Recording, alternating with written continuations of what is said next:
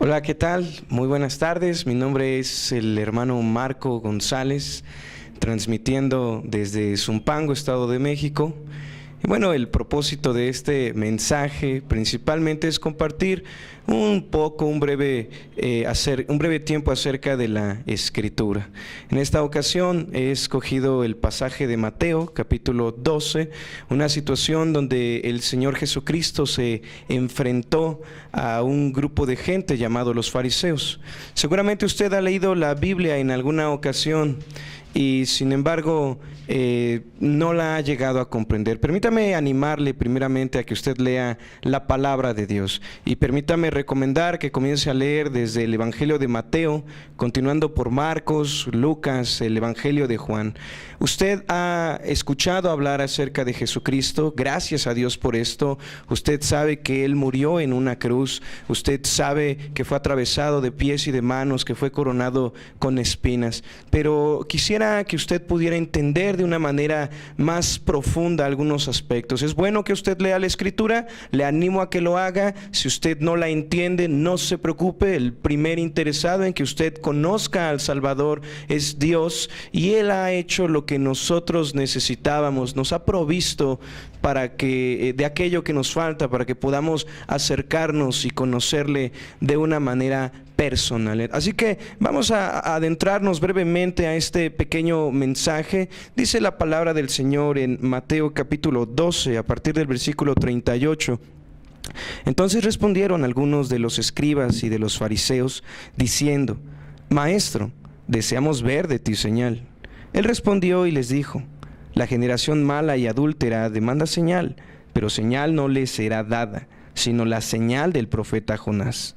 Porque como estuvo Jonás en el vientre del gran pez 3 días y 3 noches, así estará el Hijo del Hombre en el corazón de la tierra 3 días y 3 noches. Los hombres de Nínive se levantarán en el juicio con esta generación y la condenarán, porque ellos se arrepintieron a la predicación de Jonás. Y aquí más que Jonás en este lugar.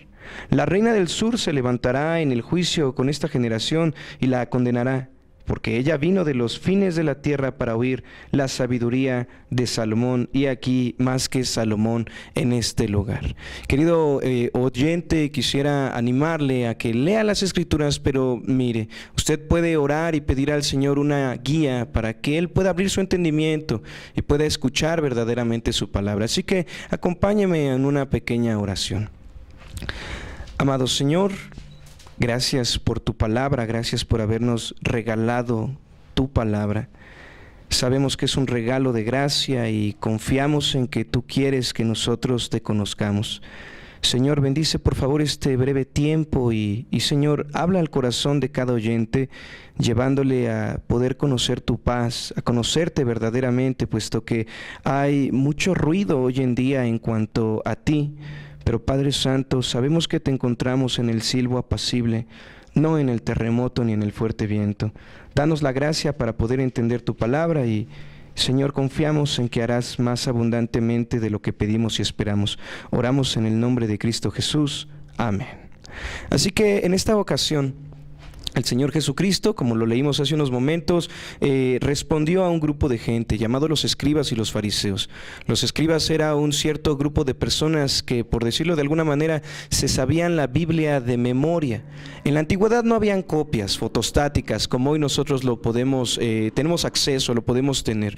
En la antigüedad las personas tenían que aprender de memoria la palabra de Dios, y una vez que ellos aprendían de memoria la palabra de Dios, bueno, pues si alguien quería una copia, entonces llamaba a un escriba, y este escriba tenía como misión transcribir de memoria completamente esa copia para que fuera fidedigna.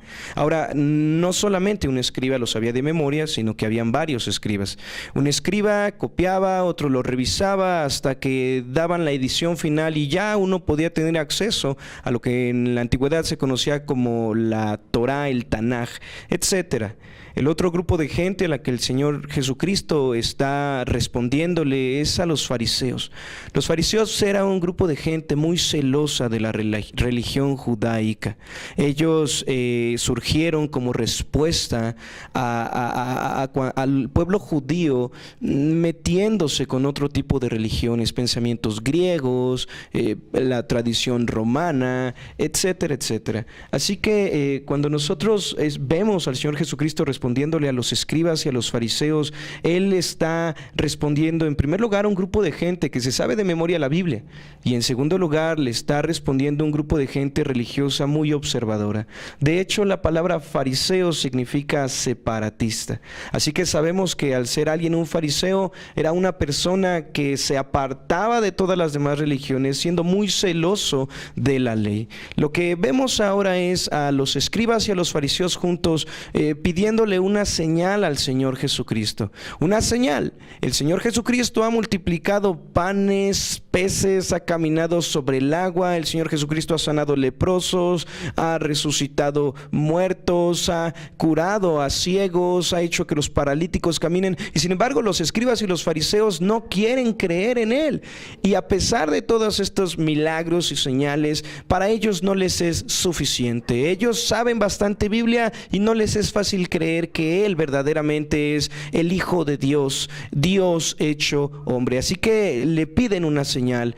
Y el Señor Jesucristo responde en el versículo 39, la generación mala y adúltera demanda señal, pero señal no le será dada, sino la señal del profeta Jonás. Si usted ha tenido acceso a las historias bíblicas, seguramente podrá recordar aquella historia del profeta Jonás. Jonás fue un hombre a quien Dios envió a predicar un mensaje. Jonás no quería ir a ese lugar llamado, en Asiria, Nínive. Así que Jonás tomó un barco en dirección contraria. Dios trajo una tormenta y las personas, para salvarse, enviaron a Jonás al fondo del mar, donde Dios tenía preparado un gran pez. Por 3 días y 3 noches ese pez tuvo a Jonás allí en su vientre. Y de la misma manera la Escritura nos dice, al recordar al Señor Jesucristo, que la única señal que le sería dada a una generación mala, a una generación adúltera, era la señal del profeta Jonás. Y él dijo textualmente, verso 40, porque como estuvo Jonás en el vientre del gran pez 3 días y 3 noches, así estará el Hijo del Hombre en el corazón de la tierra 3 días y 3 noches. Entendemos algunos aspectos. Seguramente usted ha creído en el Señor Jesucristo y sabe que Él murió crucificado. Seguramente usted ha visto un crucifijo, a un hombre desangrándose en la cruz del Calvario, etcétera, etcétera. Seguramente tiene algún conocimiento, pero quiero que ponga atención al verso número 40, porque el Señor dijo que como estuvo Jonás 3 días y 3 noches en el vientre del pez, así es necesario que el Hijo del Hombre esté en el corazón de la tierra 3 días y 3 noches. Estuvo 3 días y 3 noches. Aquí entendemos que Él no se quedó muerto, solo 3 días y 3 noches tendría que estar en el corazón de la tierra como Jonás lo estuvo, solo 3 días. ¿Qué pasó con Él después de 3 días? Bueno, pues Él resucitó, y algunas personas entienden que Él ha resucitado, pero no están completamente convencidos del por qué, para qué, etcétera, etcétera. Así que quiero este breve tiempo que ustedes pongan atención en 2 cosas. La primera de ellas es que la gente religiosa demanda una señal. Ahora, el Señor Jesucristo no les llama religiosos, sino les llama una generación mala y adúltera. Cuando hablamos de generaciones, usted puede pensar después de la Segunda Guerra Mundial, por allá de 1947-48, usted puede recordar el boom de vida que hubo debido a la bomba atómica. La gente ya no quería matarse más, la gente quería amor, quería paz. Viene la época de los 60, viene la música de los Beatles, etcétera, etcétera, y lo que la gente quiere es el amor y no la guerra. Así que esta pequeña generación, hasta 1972 aproximadamente, se le conoce como el baby boom. Esta generación es una generación marcada porque las familias no eran de 1 o 2 hijos, sino que era de 12, 15 hijos, y la gente celebraba el amor, la gente celebraba la multiplicación de la humanidad. Más adelante viene del año 72 o 73 hasta el año 82 aproximadamente, una generación llamada la generación X. Quizá esté torciendo las cifras en las fechas, pero ponga atención porque después viene la generación millennial, que hay gente que conoce esta generación. Las características de la generación millennial es gente que ya no le interesa tener un trabajo estable, ya no puede uno ofrecerle dinero para que se queden con ellos, muchos de ellos no terminan sus estudios, no tienen aspiraciones mayores. Tenemos características que identifican a una generación. Puede ver que esta generación millennial ya no se casa, ya no quiere compromisos, diferente al baby boom después de la Segunda Guerra Mundial. Usted podría identificar varias generaciones, pero cuando el fariseo y el escriba le hace la pregunta, solicitan del Señor Jesucristo una señal, el Señor no les llama generación de fariseos. La frase que usa el Señor Jesucristo fue esta generación mala y adúltera. Así que el Señor Jesucristo le llama generación mala y adúltera. Hay dos características de esta generación. Es una generación que pide señal y una generación que pide señal, que demanda señal del Señor Jesucristo, que pide un milagro. A pesar de que Él ya hizo milagros, el Señor Jesucristo responde con una generación mala y adúltera.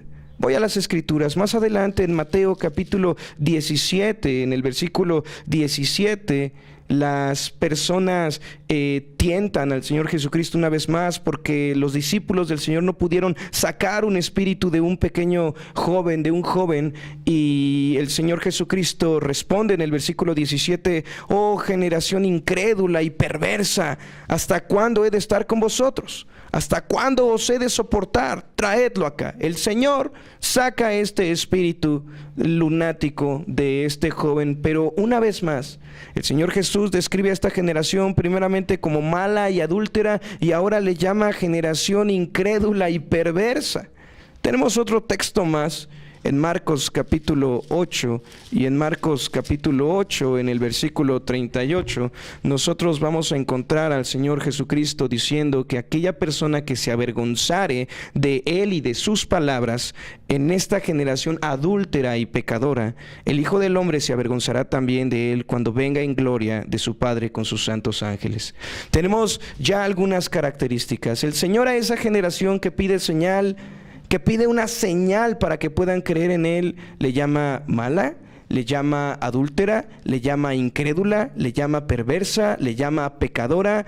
Son palabras muy fuertes, pero quiero que ustedes puedan llegar a identificar que el Señor a una generación que demanda señal le llama, le describe con algunas características. Ahora, más importante aún, esta generación que pidió señal fue la misma generación que en la cruz, antes de que Él fuera crucificado, le dijo a Pilato, crucifícale, crucifícale, y pidieron que fuera liberado Barrabás. Seguramente conoce la historia.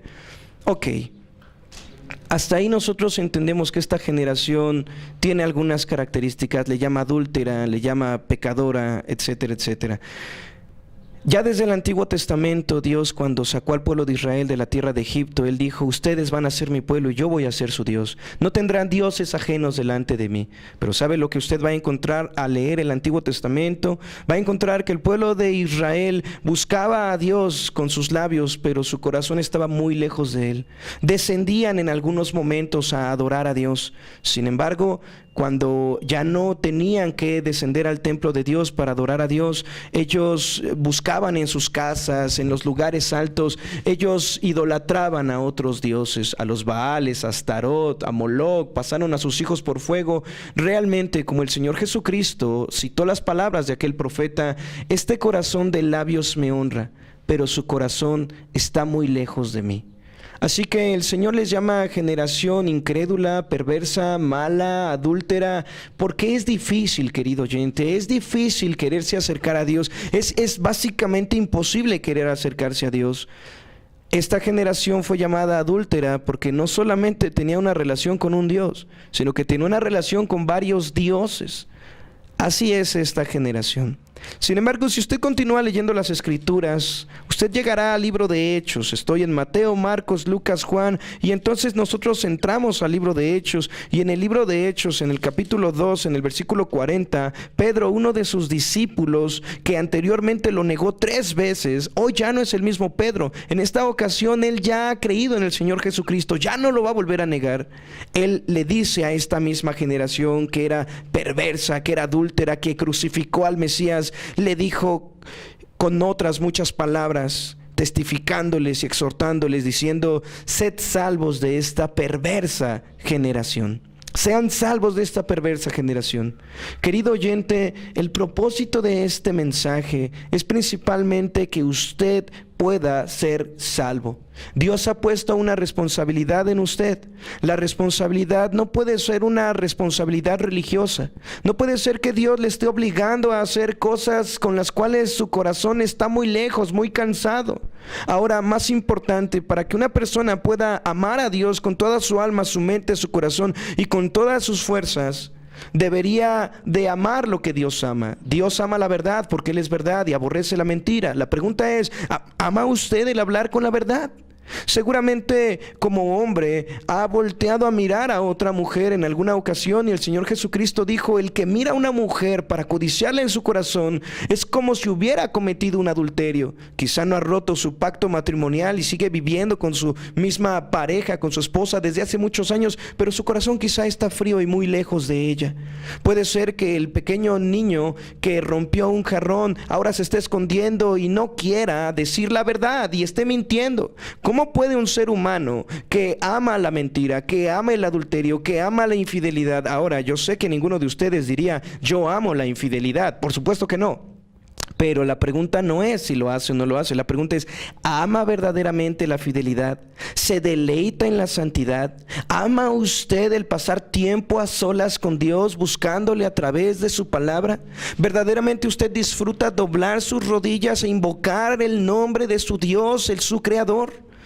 Yo sé, querido hermano, como dice la Escritura en el profeta Jeremías 13, versículo 23, ¿mudará el etíope su piel? ¿Puede acaso el leopardo mudar sus manchas, quitarse sus manchas? Ahora el mismo profeta hace una pregunta: ¿puede el hombre, estando acostumbrado a hacer el bien, a hacer lo malo, hacer el bien?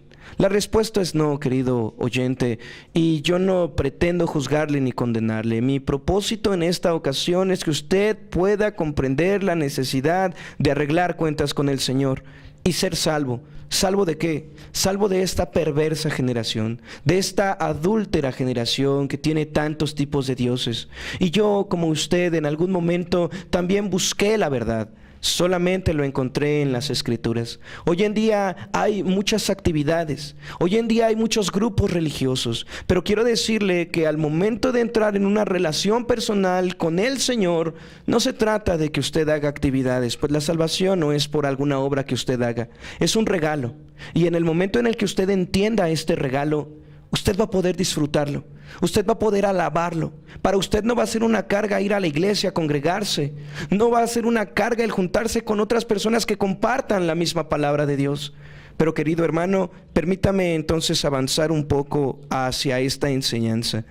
Cuando nosotros hablamos de la maldad, de esta generación mala, cuando hablamos, ¿podrá el hombre, estando acostumbrado a hacer el mal, a hacer lo bueno? Cuando hablamos de la maldad, hablamos de 3 tipos de maldad. En primer lugar, usted puede pensar en el mundo de allá afuera. Es un mundo de maldad. Secuestros, violaciones, asaltos. La mayoría de las personas no está segura de poder salir a la calle porque hay personas que ni siquiera han acabado de pagar el celular y entonces ya se los quitaron. Las personas en la sociedad están entrando en una época de crisis y dicen que esta generación sí tiene razón, es mala y es perversa. Pero querido oyente, no hablamos del sistema siendo malo. ¿Acaso usted aceptaría que su pequeña hija tuviera como un amigo a un violador? Yo estoy seguro que no. Pero ¿por qué entonces le permite ver la televisión, ese tipo de programas donde la maldad está multiplicándose? Hay un mundo que ha programado a través de la televisión, a través de la música, a través de todo el espectáculo, a través de las escuelas, a través de la educación, a través del gobierno. Querido oyente, hay todo un sistema en el cual usted y yo estamos viviendo.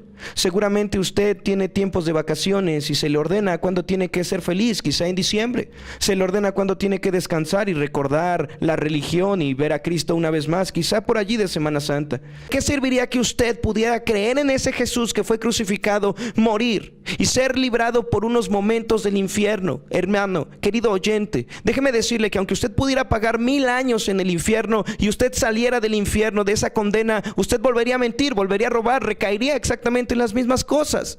Usted necesita una nueva naturaleza. Usted necesita ser transformado internamente, no exteriormente.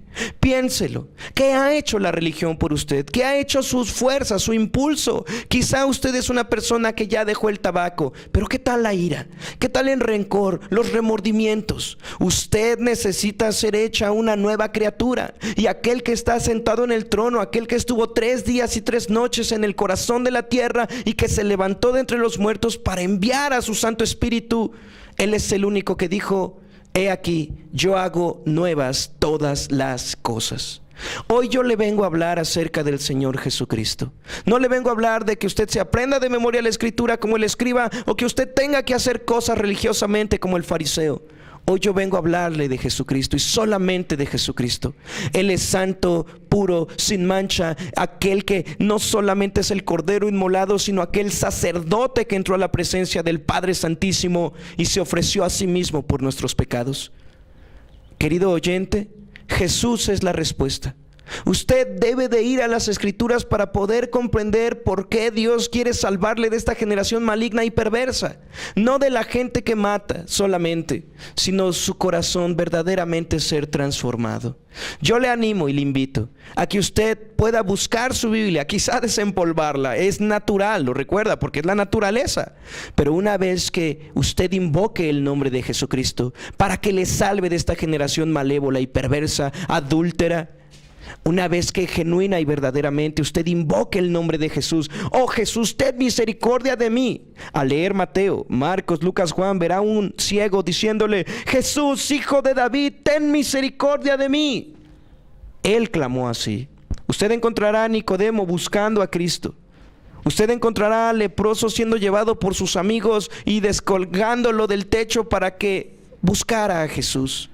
Querido oyente, Él ya se acercó. No sea como esta generación mala y adúltera pidiéndole señal. Jesús ya vino, ya murió, ya fue sepultado, pero ya resucitó. Por la fe, usted puede invocar en este momento el nombre de Jesús y pedirle: oh Señor, ten misericordia de mí porque no estoy listo para morir. Hay pecados en mi vida realmente no ha sido transformada.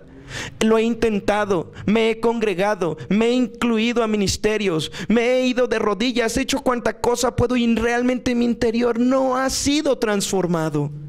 Jesús dijo: yo te haré nueva criatura. Invoque verdaderamente el nombre de Cristo Jesús. Vaya a las Escrituras, comience a leerlas y conozca verdadera y personalmente a aquel que le amó. Si para usted es importante seguir aprendiendo acerca de la Escritura y conocer de una manera más personal al Señor Jesucristo, busque una congregación donde enseñen las Escrituras. Yo le animo, si usted vive aquí en Zumpango, Estado de México, bueno, usted puede buscarnos de alguna manera. Somos la Iglesia Bíblica de La Laguna. Puede acercarse, puede preguntar, puede buscar hermanos que ya conocen al Señor Jesús de una manera personal, y ellos con todo amor y con toda paciencia y misericordia se gozarán en poderles compartir un poco más. No deje de congregarse y buscar verdaderamente un lugar donde se enseñen las Escrituras. Su relación debe ya de ser personal con el Salvador.